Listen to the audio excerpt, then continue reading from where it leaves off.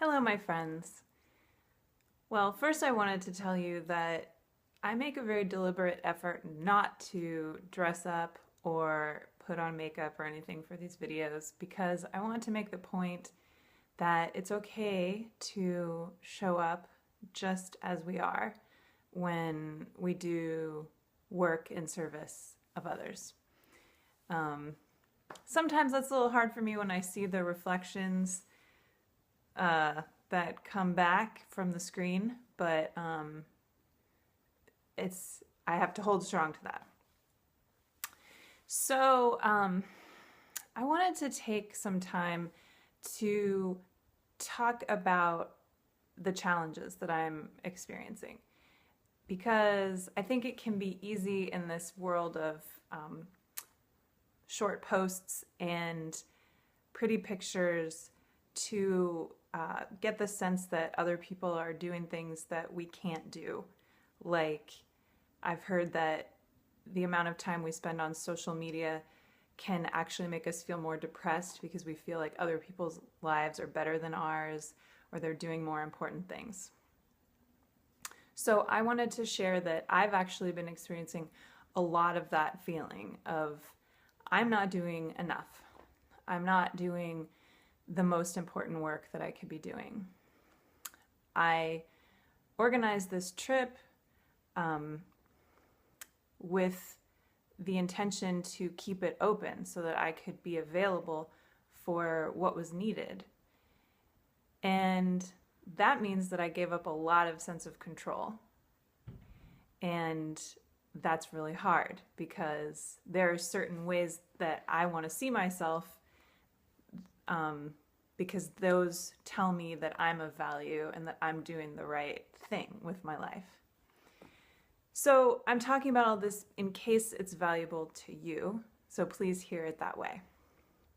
There are so many ways to be helpful. I've been struggling as I hear what's going on in the United States, which is where I'm from, and I feel very connected.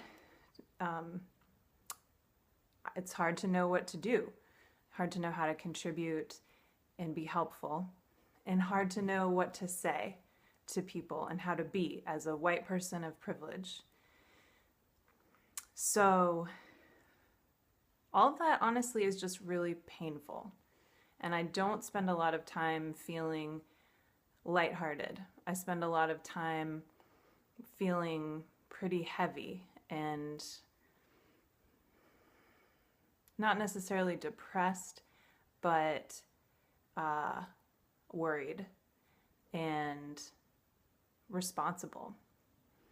So I often feel like I'm grappling with the question of how do I understand my role in all of the things that are going on, my responsibility as a human being to other humans, without feeling guilty for everything that's happening and for all the aggression and fear that people, especially people who look like me, are inflicting on the world right now. Because when I just feel guilty and upset, I lose my energy and I lose my ability to really be helpful.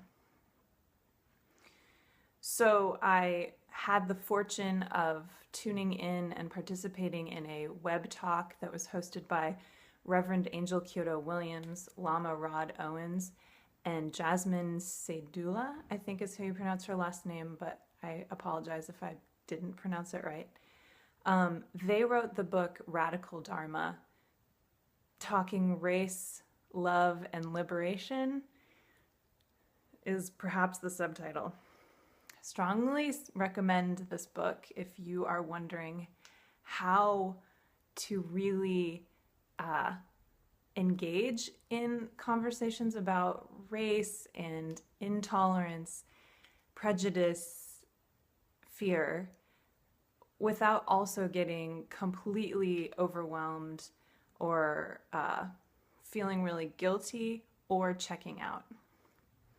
Especially, well, I know that as a white person, I want to be a good ally, and working with refugees is one way that I feel I can do that.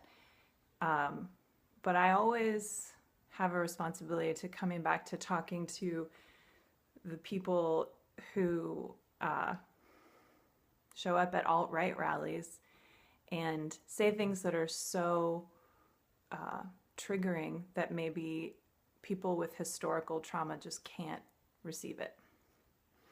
So in this web talk, the conversation came back, as it usually does in radical Dharma, to what can we do on the local level? What can we do on the really, really local level, which is in ourselves? Because ultimately, the only thing we really have control over is our own behavior and our own state of being. And the degree to which we turn away from parts of ourselves is the degree to which we will turn away from others. And I see my friends on Facebook and elsewhere turning away from the ugly, scary, aggressive aspects of being white in America. But those are part of what's inside all of us, as difficult as that is to accept. We are all oppressors, and we all get oppressed in certain ways. And to really be able to engage in the work of liberation, we have to start with ourselves. So, for me right now, the question is, how can I accept the work that I'm doing as enough and consider that to be a challenge of compassion, of accepting the parts of me that want to tell me I'm not doing enough, or that are afraid to engage in uncomfortable conversations with family members or things like that. So that's the practice that I'm going to do, and I wanted to invite everybody who's in the Bay Area to attend some meditation stations that I'm helping to organize from afar, both near the San Francisco and the Berkeley rallies. So one will start at the Harvey Milk Plaza, and the other will be near the Berkeley Crescent Lawn rally. Both of those you can find on Facebook, or if you want more information, you're not on Facebook, just message me here on YouTube.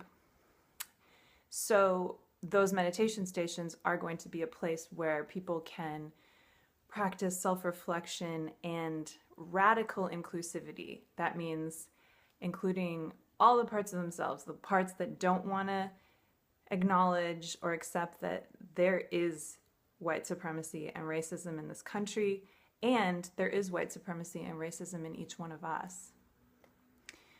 So be a place for that, and also just a place to rest and eat snacks. Please contact me if you're interested in that. I decided these videos will now be under 10 minutes instead of under 5, because that's how much time it takes to offer something of value here. So I wish you all much love this weekend. Fierce, effective, clarifying love. And that's all for now. Bye.